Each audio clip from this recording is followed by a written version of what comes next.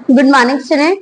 बेटे हमने NCERT exemplar और क्विक रिवीजन हमारी फिनिश हो चुकी है। हमने आपको सबकी वीडियोस आपको सोल्यूशन के साथ दी है।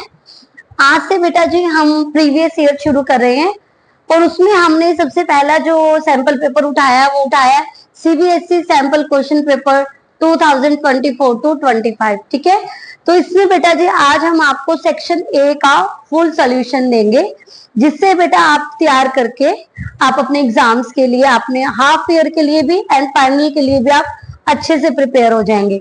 ठीक है, तो आइए बढ़ते हैं अपने फर्स्ट क्वेश्चन की तरफ।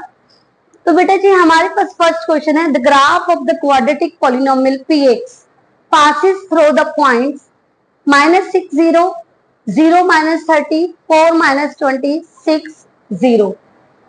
The zeros of the polynomials are, तो आपके पास ये 4 ऑप्शंस हैं, इनमें से कौन सा पॉलिनोमियल का सोल्यूशन होगा। तो बेटे जरा ध्यान से देखिए, हम बात करते हैं कार्टेशियन प्लेन की। यहां पर हम बात करें -6 एंड 0, -6 x है आपके पास, है ना। तो आप सपोज करें -6 0 यहां पर है। ठीक है, सेकंड है आपके पास 0 -30, तो 0 -30 आपका कहाँ होगा, y एक्सिस पे, ये आपका पॉजिटिव होता है। यहां पर आप सपोज कीजिए कि -30 हम यहां पर ले लें, 0 एंड -30। ओके, फिर आपके पास पॉइंट आया 4 -20, 4 -20, 4 एंड -20 आप कहीं पर इधर ले लें पॉइंट। ठीक है, और साथ में आपके पास है 6 एंड 0, x आपके पास क्या है 6 0, अब की बार आपके पास आ गया 6 एंड 0। ठीक है, तो जो आपके पास यहां पर देखिए पॉलिनोमियल किसकी बनी हुई है, एक्स एक्सिस में आपके पास पॉलिनोमियल बनी हुई है, और वहां पर एक्स एक्सिस को ये कौन से 2 पॉइंट्स कट कर रहे हैं, ये वाले दोनों पॉइंट्स कट कर रहे हैं। यहाँ पर y क्या है 0, और आपके पास x की 2 वैल्यू हैं, एक -6 और एक 6, तो आपके पास आंसर क्या आएगा, -6 एंड 6। देखिए ये ऑप्शन में है, यस, और यही क्या होगा, इसका आंसर होगा। समझ आइए, आपको ये मार्क को प्लॉट करने की भी जरूरत नहीं है, ये तो सिर्फ मैंने आपको जस्ट बताया है कि आपको कैसे ये हमारा -6 और 6 आया। आपने ध्यान रखना है कि पॉलिनोमियल किसकी है, x की है, y क्या होगा 0 होगा, तो ये तो होंगे ही नहीं क्योंकि y तो आपके पास 0 होना चाहिए। कौन से 2 पॉइंट्स बचे, ये वाले बचे। हमने पॉलिनोमियल किसकी है, x की है, तो एक -6 आ गया आपके पास और एक क्या आ गया 6 आ गया। हो गया बेटा जी आपका 1 मार्क्स का क्वेश्चन सॉल्व। ठीक है बेटा, अब बढ़ते हैं बेटा जी सेकंड क्वेश्चन की तरफ। हाँ जी स्टूडेंट, बढ़ते हैं सेकंड क्वेश्चन की तरफ। The value of k for which the system of equation this and this is inconsistent. आपने k की वैल्यू फाइंड आउट करनी है। इस तरह का क्वेश्चन बहुत इंपॉर्टेंट होता है बेटा, देखिए सैंपल पेपर में भी आया हुआ है। मैं आपको बहुत इजी और फास्ट सोल्यूशन आपको करवाऊंगी, ठीक है, ध्यान रखिएगा। तो यहाँ पर आपको find the value of k for inconsistent. Inconsistent में आपके पास क्या इक्वेशन होती है, a1 by a2 is equal to b1 by b2 is not equal to c1 by c2। ठीक है, तो a1 क्या है बेटा जी 3, a2 क्या है 6, b1 क्या है -k, b2 क्या है 10 एंड c1 क्या है 7, c2 क्या है 3। तो बेटा इससे तो हम लेंगे नहीं क्योंकि ये तो नॉट इक्वल टू है, ठीक है ना। तो हम किसे उठाएं, 3 by 6 is equal to -k by 10, -6k is equal to 30 and k is equal to 30 by में -6, 6 5 टू बेटे आपके पास आ जाएगा -5। ठीक है, और यहाँ पर आपके पास ये ऑप्शन है बी। अब ध्यान रखेंगे इस तरह के क्वेश्चन आपके पास 1 मार्क्स में आएंगे, तो आपने ध्यान करके चलना है कि किस तरह के क्वेश्चन आपके एग्जाम्स में आते हैं। ठीक है, और यहाँ पर जरूरी नहीं है इनकंसिस्टेंट के लिए हो, कंसिस्टेंट के लिए भी हो सकती है। पैरेलल लाइंस मतलब कि मैनेज सॉल्यूशन के लिए भी कंडीशन हो सकती है। तो आपको k की वैल्यू फाइंड आउट करनी होगी और आपको कंडीशन जो दी हुई है उसका ध्यान रखना पड़ेगा कि क्या कंडीशन है। 1 मार्क्स के क्वेश्चन है, रफ में फटाफट क्वेश्चन को सॉल्व कीजिए और साथ में उसका आपको ऑप्शन को मार्क करते चले जाइए। ठीक है बेटा, बढ़ते हैं नेक्स्ट क्वेश्चन की तरफ। हाँ जी स्टूडेंट, नेक्स्ट है आपके पास question third, which of the following statement is not true. आपके पास दो स्टेटमेंट दी हुई है, हो सकता है आपके पास चार भी हो, तो आपने कैसे करना है। आपके पास फर्स्ट ऑप्शन है number of second can be drawn at any point on the circle. तो सेकेंड उसने कहा है कि a number of sequence can be drawn, sequence खींची जा सकती है at any point on the circle. Yes, sequence कहीं से भी सर्कल के किसी भी पॉइंट से खींची जा सकती है ना।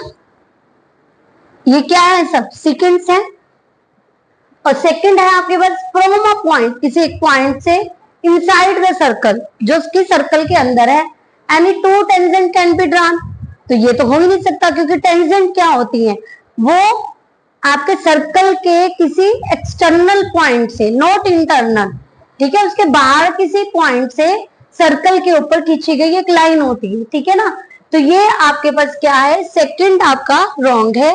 तो उसने पूछा था ना कौन सा, which of the following statement is true, तो आपके पास आएगा B, B is not true, not true. Okay, next की तरफ बढ़ते हैं। In nth term of the AP is this. आपको एन टर्म गिवन है, केस स्टडी के लिए क्वेश्चन भी बहुत अच्छा है ये वाला, ठीक है, ध्यान रखिएगा। और उसने कहा है एन आपको इस फॉर्म में दिया हुआ है, find the common difference, D बताइए। तो डी क्या होगा, देखिए A1 फाइंड आउट कर लीजिए, 1 - 4, 7 - 4 is equal to 3। A2 find out कर लीजिए, 7 × 2 - 4, 14 - 4 is equal to 10। D find out करेंगे, A2 - A1, 10 - 3 is equal to 7, है ना। और इससे आपके केस स्टडी के लिए आपको एन दे दिया, कुछ भी पूछ सकते हैं आपसे, ठीक है, एन दे दिया, इससे एपी बनाइए, एपी से कितने सारे क्वेश्चंस पूछ सकते हैं। ठीक है, तो अब यहाँ पर आपको ओनली डी फाइंड आउट करना था, तो हमने डी बता दिया, हमारे पास कितना है 7। मैं आंसर लिख देती हूँ साथ साथ, यहाँ पर है डी आपके पास कितना है 7। ठीक है, नेक्स्ट के लिए बेटा जी, of the base of a right circular cone and the radius of a sphere are each 5 centimeter in length. If in the volume of the cone is equal to the volume of sphere, then the height of the cone. ध्यान दीजिएगा, एक cone की और एक sphere की, दोनों की radius 5 centimetre है। ठीक है, हाइट ऑफ कॉन उसने आपसे पूछा है, वॉल्यूम भी इक्वल है, तो आप वॉल्यूम का फॉर्मूला अप्लाई कर दीजिए, 1/3 पाई आर स्क्वायर एच। कॉन की वॉल्यूम और स्फेयर की वॉल्यूम कितनी है, इक्वल है। ठीक है, अब देखिए यहां पर क्या है, 1/3 पाई आर कितना है 5 × 5, एच आपने बताना है। यहां पर देखिए 4 × में 1/3, साथ में पाई, और आर कितने है, आर 5 है, 5 × 5 × 5, यही है ना। 1/3 से 1/3 को कैंसिल कर दीजिए, पाई से पाई को, 5 से 5 को, 5 से 5 को। अब ये क्या है आपके पास 4, तो आपके पास क्या आ गया, 4 × 5 = 20 सेंटीमीटर। देखिए कितना इजी क्वेश्चन है ना। सिर्फ आपने ध्यान रखना है कि आपको गिवन क्या है, रेडियस आपको दोनों की सेम थी, वॉल्यूम आपके पास सेम थी, एच आपसे पूछी हुई थी। ठीक है, तो आपने वॉल्यूम को इक्वल रख के इजिली आपने फाइंड आउट कर लिया, तो हम मार्क कर देते हैं, इसका आंसर आएगा आपके पास 20 सेंटीमीटर। नेक्स्ट क्वेश्चन के लिए देखिए आपके पास क्या है, if tangent theta is equal to 5/2 then 4 sin theta plus cos theta by 4 sin theta minus cos theta. इस पे आपको थोड़ा सा काम करना पड़ेगा, देखिए जरा कैसे। टेंजेंट थीटा कितना है, 5/2 है, और किसकी वैल्यू फाइंड आउट करनी है, 4 sin theta plus cos theta and 4 sin theta minus cos theta की। तो टेंजेंट थीटा की वैल्यू क्या होती है बेटा, टेंजेंट थीटा की वैल्यू होती है sin थीटा बाय में cos थीटा। 5/2। और साइन थीटा की वैल्यू क्या हो जाएगी? 5/2 कोस थीटा। क्या हो जाएगी? 5/2 कोस थीटा। अब देखिए यहां पर साइन थीटा है, यस है, बिल्कुल वैल्यू रख दीजिए 4 साइन थीटा। साइन थीटा के प्लेस पर हम रखेंगे 4 इंटू 5/2 कोस थीटा, प्लस में कोस थीटा, बाय में 4 इंटू 5/2 कोस थीटा, माइनस में कोस थीटा। क्या आ गया? 10 प्लस 1 11 कोस थीटा। क्या आ जाएगा? 11 कोस थीटा। यहां पर 10 minus 1 9 cos theta. Cos theta से कोस थीटा कैंसिल कर दीजिए। क्या वैल्यू आ गई? 11/9। ठीक है, तो इस तरह से बेटे आपने बड़े स्मार्टली और क्विकली आपने क्वेश्चंस को सॉल्व करना है 1 मार्क्स के लिए। आइए बढ़ते हैं 7th क्वेश्चन की तरफ।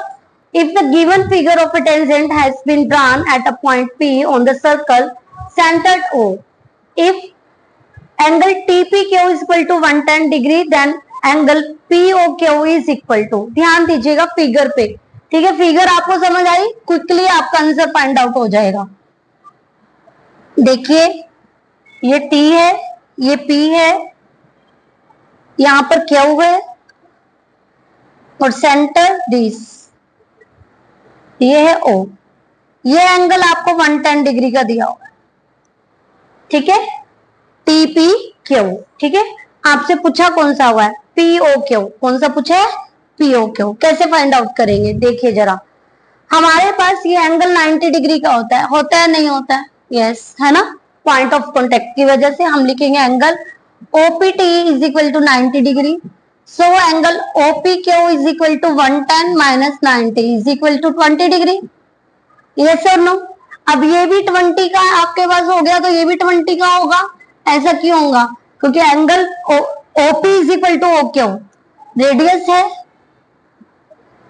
तो angle OPQ is equal to angle OQP is equal to 20 degree. ठीक है, और आपको कौन सा एंगल बताना है? Angle POQ। तो POQ 180 माइनस 20 प्लस 20, तो 180 minus 40 is equal to 140 degree. तो आ जाइए आंसर, देखिए आपका क्या होगा? 140 डिग्री। बेटा ये क्वेश्चन मैं आपको सिंपल भी बता सकती थी कि इसका आंसर 140 और ऐसे ऐसे है। ये सॉल्यूशन मैंने आपको इसलिए किया है कि हो सकता है ये 1 मार्क्स में यहाँ पर आए और हो सकता है आपके पास 2 या 3 मार्क्स का ये क्वेश्चन आ जाए या केस स्टडी में आ जाए, तब आप इसको कैसे सॉल्व करेंगे। तो इसलिए मैंने आपको यहाँ पर जल्दी जल्दी से एक छोटा सा सॉल्यूशन दे दिया है। ठीक है बेटा, बढ़ते हैं नेक्स्ट क्वेश्चन की तरफ। हाँ जी स्टूडेंट्स, यहाँ पर आपके पास क्या है? Quadratic polynomial having zeros of this. आपको जीरोस दिए हैं, मतलब आपको क्या दिया है? अल्फा बीटा दिया है। कितना दिया है? -5/2 एंड 5/2। तो सम क्या होगा? ध्यान दीजिए, सम क्या होगा? इनका सम होगा -√5/2 प्लस √5/2। क्या हो गया? 0। एंड प्रोडक्ट क्या होगा? प्रोडक्ट होगा 5/2 माइनस मल्टीप्लाई √5/2। तो आपके पास क्या आएगा? -5/2। ठीक है, और क्वाड्रेटिक पॉलिनोमियल आपकी कैसे बनती है? x² minus sx plus p, x² minus 0x minus 5/2, x² minus 5/2 आप सॉल्व करेंगे 2x² माइनस 5। तो देख क्वाड्रेटिक पॉलिनोमियल क्या बनी? 2x² minus 5। और ये कैसे बनी? हमने क्या लिया? एलसीएम लिया। ठीक है बेटा, तो हाँ जी, इसका ऑप्शन आपके पास आएगा 2x² माइनस 5, जो कि इसका डी पार्ट है। ठीक है स्टूडेंट्स, आगे बढ़ते हैं 9th क्वेश्चन की तरफ। बढ़ते हैं 9th क्वेश्चन की तरफ। Consider the frequency distribution of 45 observation, the upper limit of the median classes. अब हमें पता होना चाहिए कि मीडियन क्लास क्या है। तो मीडियन क्लास के लिए आपको इनका टोटल पता होना चाहिए। टोटल कितना है हमारे पास? 45। तो 45 हमारे पास एक एंड हमारे पास कितना आ गया? 45। 45 बाय में, एक मिनट, आपके पास टोटल ऑब्जर्वेशन है 45, तो हमारे पास एन कितना है? 45। तो आपके पास जो n है ये ओड नंबर है, तो हम क्या करेंगे, n प्लस 1/2 कर दें। 45 प्लस 1/2, 46/2 कितना आया, 23। अब हम ऑब्जर्वेशन देखें जरा। अब हमने क्या देखनी है, हमें क्लास मार्क्स क्या दिए हुए हैं।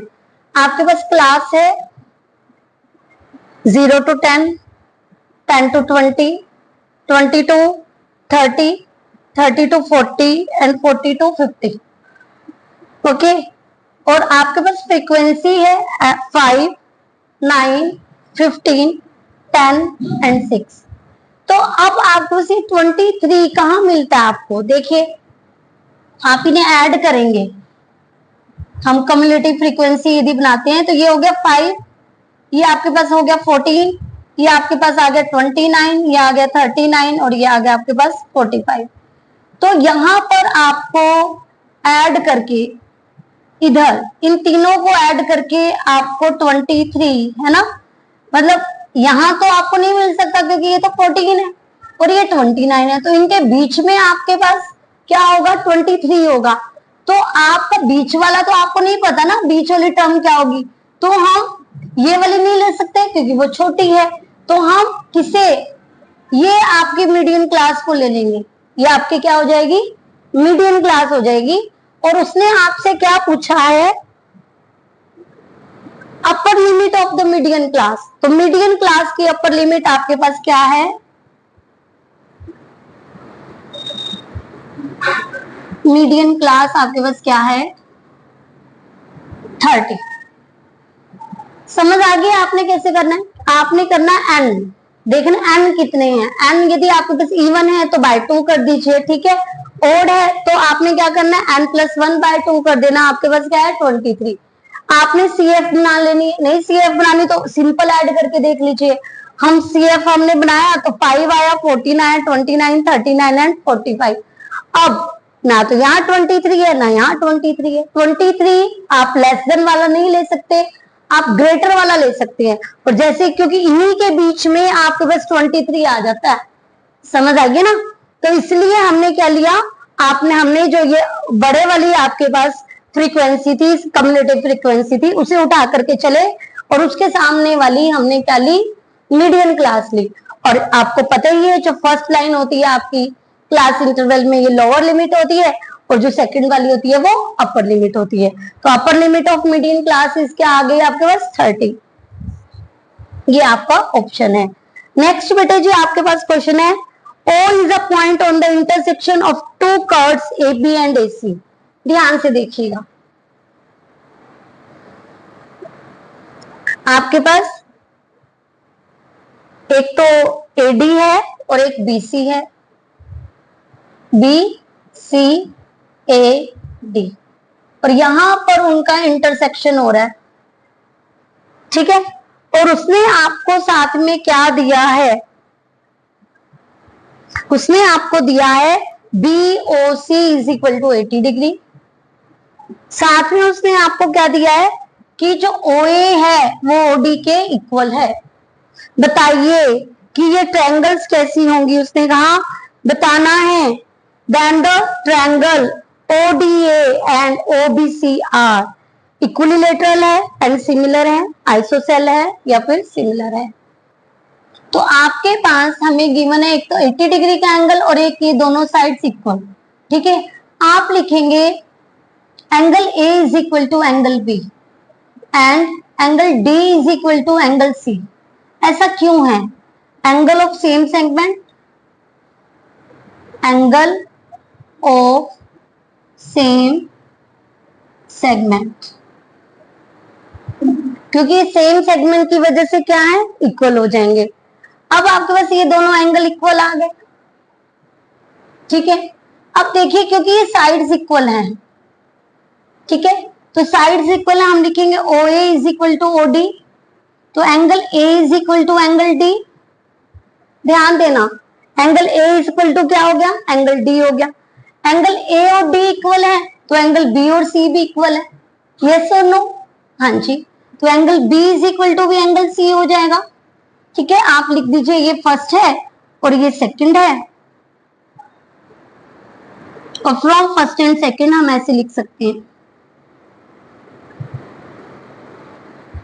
ठीक है, अब देखिए जरा, सबसे पहले तो ये दोनों, ये वाला एंगल इस वाले एंगल के इक्वल, ये वाला एंगल इस वाले एंगल के इक्वल।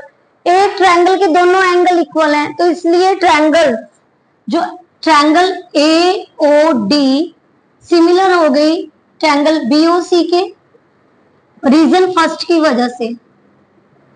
और यहां पर लिख दो एंगल एंगल सिमिलैरिटी। ठीक है, और ये आपको मिला ये रिजल्ट फर्स्ट की वजह से, रिजल्ट फर्स्ट की वजह से हमने ऐसा लिख दिया। सबसे पहले पता चल गया हमें ट्रायंगल क्या है, सिमिलर है। दूसरा, ध्यान से देखिए, साइड्स इक्वल है, एंगल इक्वल है। यहां पर एंगल इक्वल है तो ये साइड्स इक्वल है, दोनों साइड्स इक्वल आ गई। अब जब एक ट्रायंगल की दो साइड्स इक्वल होती हैं तो वो कौन सी ट्रायंगल होती है, आइसोसेल ट्रायंगल होती है। तो इसीलिए आपके पास जो रिजल्ट आया, क्या आया कि ट्रायंगल क्या है, आइसोसेल है, क्योंकि इन ट्रायंगल्स की दो साइड्स इक्वल हैं। ठीक है, दो एंगल इक्वल हैं तो दो साइड्स इक्वल होगी। आप कह सकते हैं दो साइड्स इक्वल हैं तो दोनों एंगल इक्वल हैं। ठीक है, तो एक तो आइसोसेल होगी और दूसरा क्या होगी, वो दोनों ट्रायंगल सिमिलर। तो आपके पास ये इसका ऑप्शन करेक्ट ऑप्शन होगा। तो बेटे जी अभी हमने करे हैं 1 to 10। ठीक है, सेक्शन ए में आपको 20 क्वेश्चन होते हैं, हमने आपके 1 to 10 के आपको सोल्यूशन दे दिए। आगे बढ़ते हैं हम 11th क्वेश्चन की तरफ। स्टूडेंट शुरू करते हैं 11th question. The root of the quadratic equation x square plus x minus 1 is equal to 0 है। तो आपके पास x square plus x minus 1 is equal to 0 है। तो हम डी का फॉर्मूला अप्लाई करते हैं, B square minus 4ac। B आपके पास 1 है, 1 स्क्वायर माइनस 4 1 एंड सी क्या है, माइनस 1। 1 माइनस माइनस क्या हो गया, प्लस हो गया, एंड 4 1 जा 4, क्या है आपके पास 5। तो 5 ग्रेटर देन 0। ओके, और अब आप इसको पुट करके देखिए तो x की वैल्यूज क्या आएंगी। तो आपके पास होता है formula minus B plus minus root D by में 2a। तो माइनस बी तो minus 1 plus minus root 5 by में 2a आपके पास 1 है। तो आपके पास x की दो वैल्यूज आती हैं जो कि आपको ये मिली है। ठीक है, तो यहाँ पर वैसे तो हमें यहीं से पता चल जाता है कि ये दो डिस्टिंक्ट पॉइंट होंगे, पर हमें ये तो नहीं पता चला कि वो रैशनल होंगे या इरेशनल होंगे। तो यहाँ पर आपको एक इरेशनल वैल्यू मिली है, तो इसीलिए इसका आंसर आएगा ए, इरेशनल एंड डिस्टिंक्ट पॉइंट्स।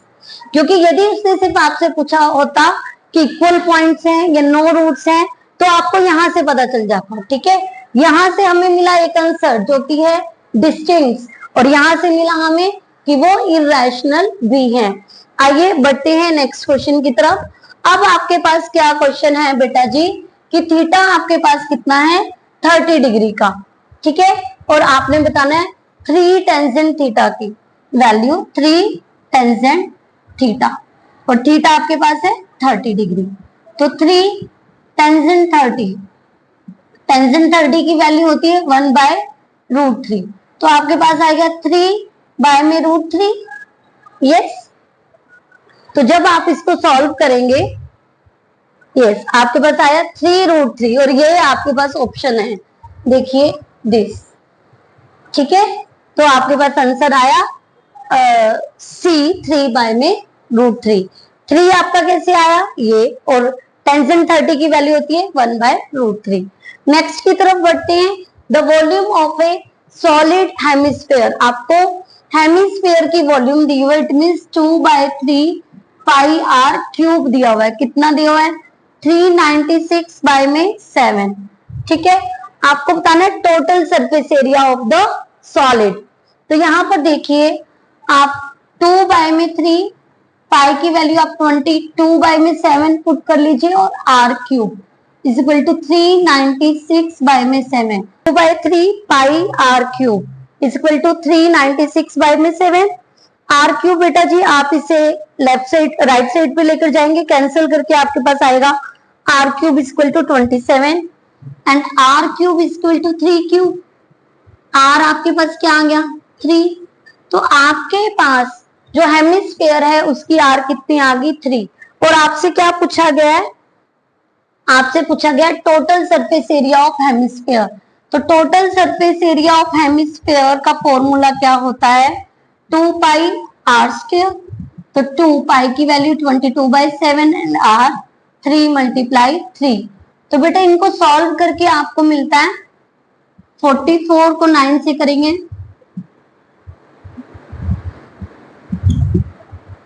396/7। ठीक है, तो ये आपके पास आ जाएगा सेंटीमीटर स्क्वायर, क्योंकि आपके पास आंसर सेंटीमीटर क्यूब में है तो एरिया आपके पास सेंटीमीटर स्क्वायर में आएगा। आपको आंसर मिला 396/7 सेंटीमीटर स्क्वायर। नेक्स्ट क्वेश्चन की तरफ बेटा हम बढ़ते हैं। तो आप bag containing 24 balls, 4 are blue, 11 are green and the rest are white. One ball is drawn and random. The probability that drawn ball is a white ball. अब यहाँ पे देखिए 4 आपके पास ब्लू है, ग्रीन आपके पास 11 है, तो आपको व्हाइट बॉल नहीं पता, सबसे पहले तो आप व्हाइट बॉल निकाल लीजिए। 24 आपके पास टोटल है, 24 4 + 11, तो 24 - 15 आपके पास कितना आ जाएगा 9। And P of white ball आपके पास क्या आ जाएगा 9 आपके पास व्हाइट बॉल है, टोटल आपके पास 24 है। 3 3 9, 3 8 24, तो आपके पास आंसर क्या आएगा 3/8। नेक्स्ट है the point on x axis nearest the point डीज। अब एक्स एक्सिस से पॉइंट कितने यूनिट पास है, तो देखिए एक्स एक्सिस क्या है आपके पास -4, ठीक है ना, तो आपके पास आंसर क्या आएगा बी -4 एंड 0। यही क्वेश्चन आपके पास आ सकता था कि वाई एक्सिस से ये पॉइंट कितनी दूर है, ठीक है, तो वाई एक्सिस पे आपका आंसर आता 5, ठीक है, -5, ठीक है।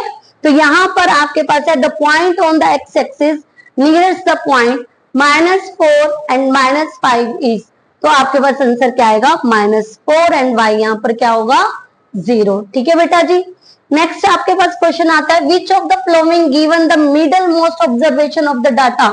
देखिए मीन भी आपका मिड पॉइंट बताता है, मोड भी आपका मिड बताता है, पर जो आपका परफेक्ट मिड पॉइंट बताता है वो बताता है मीडियन।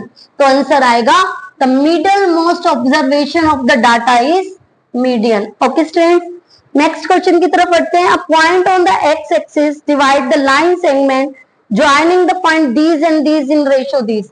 अब यहाँ पर बेटे जी आपको 2 पॉइंट्स गिवन है A2 and -3, B5 and 6। Ratio जो आपके पास है M1 रेशियो M2 वो है आपके पास 1:2। अब आपने x और y की वैल्यू बतानी है, सेक्शन फॉर्मूला अप्लाई करेंगे M1 x2 + M2 x1 bye M1 + M2 and y के लिए आपके पास पॉइंट है M1 y2 + M2 y1 bye M1 + M2। तो बेटे आपके पास M1 M2 क्या है, ये है 1 5 2 2 एंड 1 + 2। y के लिए आपके पास 1 6 2 -3 1 + 2, 5 + 4/3 9/3, 6 - 6/3 0/3। तो ये आपको मिला 3 और ये मिल गया आपको 0। तो देखिए आपके पास ऐसा कौन से पॉइंट्स हैं, सी आपके पास क्वेश्चन, आपके पास सी आपका ऑप्शन आ जाता है। तो ध्यान से देखिएगा बेटे, आपको फॉर्मूलाज अच्छे से उनके आपका बेसिक क्लियर होना चाहिए। बेस क्लियर होगा 1 मार्क्स के क्वेश्चन आप उतनी ही जल्दी कर पाएंगे। नेक्स्ट है आपके पास हाँ जी स्टूडेंट, नेक्स्ट क्वेश्चन है अ card is drawn from A well shaped desk of playing card, the probability of getting red face card. तो टोटल कार्ड आपके पास कितने होते हैं बेटा जी 52, और रेड फेस कार्ड आपके पास कितने होते हैं 6 होते हैं, है ना। तो हम बहुत इजी 1 मार्क्स का क्वेश्चन है, सीधा कर देंगे। तो आपके पास कट करके आंसर 2 2 4 एंड 2 6 12, तो आपके पास आंसर क्या आएगा 3/26। 19 क्वेश्चन शुरू करते हैं असर्शन और रीजनिंग, और यहाँ पर हमारे पास 4 पॉइंट्स हैं। सबसे पहले assertion and reason are true, R is correct explanation of A. Second है A and R are true but R is not explanation of A. assertion A is true, R is false, assertion A is false and R is true. और आपके पास assertion है HCF of any two consecutive even natural number is always true. तो बेटे even जो consecutive even है जैसे 2 और 4, उनमें 2 तो कॉमन हो गई है ना, तो ये आपका करेक्ट है। HCF आपके पास वहां पर 2 आएगा। अब उसने कहा even natural number are divisible by 2, yes, जो इवन होंगे और वो नेचुरल होंगे वो तो हमेशा 2 से डिवाइड होंगे। इट मींस जो इसका आपके पास है कि दोनों ट्रू हैं, इसमें आंसर आएगा बी, बोथ आर ट्रू, दोनों ट्रू हैं, बट रीजन असर्शन की करेक्ट एक्सप्लेनेशन नहीं है। ओके, नेक्स्ट आपके पास क्वेश्चन आता है 20. If the radius of a sector of a circle is reduced to half and angle is double, then the parameter of the sector is. तो parameter of sector का formula बेटा क्या होता है? पैरामीटर ऑफ सेक्टर आपके पास होता है 2r, 2 रेडियस है ना, ये वाली दोनों, प्लस में क्या होता है लेंथ ऑफ आर्क, और लेंथ ऑफ आर्क का फॉर्मूला है theta by 360 2 pi r. Yes, अब उसने क्या कहा रेडियस को आधा कर दो, तो कर दीजिए रेडियस को हाफ, ठीक है। तो थीटा और थीटा को क्या कर दें, डबल कर दें, थीटा को हमने डबल कर दिया, और यहाँ पर फिर 2 आ गया, फिर पाई आ गया, रेडियस को फिर से हाफ कर दिया हमने, ठीक है। तो ये आपके ये कैंसिल हो गया आर, ये क्या हो गया 2 थीटा हो गया, बाय में 360 हो गया, 2 से 2 कट गया और क्या आ गया पाई आर। क्या ये दोनों चीजें आपकी सेम है? नहीं सेम है, ठीक है ना। तो आपके पास जो असर्शन है वो आपकी पोल्स है, ठीक है। अब नेक्स्ट बढ़ते हैं। The length of the earth subtended angle theta at the centre of a circle of radius r. तो आपके पास लेंथ ऑफ अर्थ का फॉर्मूला क्या होता है थीटा बाय 360 2 पाई आर। 2 से आप इसे कैंसिल कर दें, 180 आ गया। देखिए आपके पास ऊपर क्या है theta pi r, theta pi r, ये ऊपर तो आपका सेम है और डिनोमिनेटर भी सेम है। इट मींस असर्शन आपकी फॉल्स है एंड रीजन आपका ट्रू है। तो यहाँ पर आपका ऑप्शन आएगा D, assertion is false and reason is true. तो आपके 20th का क्वेश्चन आंसर होगा डी, ठीक है बेटा। तो बेटे आज हमने आपको सेक्शन ए जिसमें 1-1 मार्क्स के क्वेश्चंस होते हैं वो हमने आपको करवाए हैं।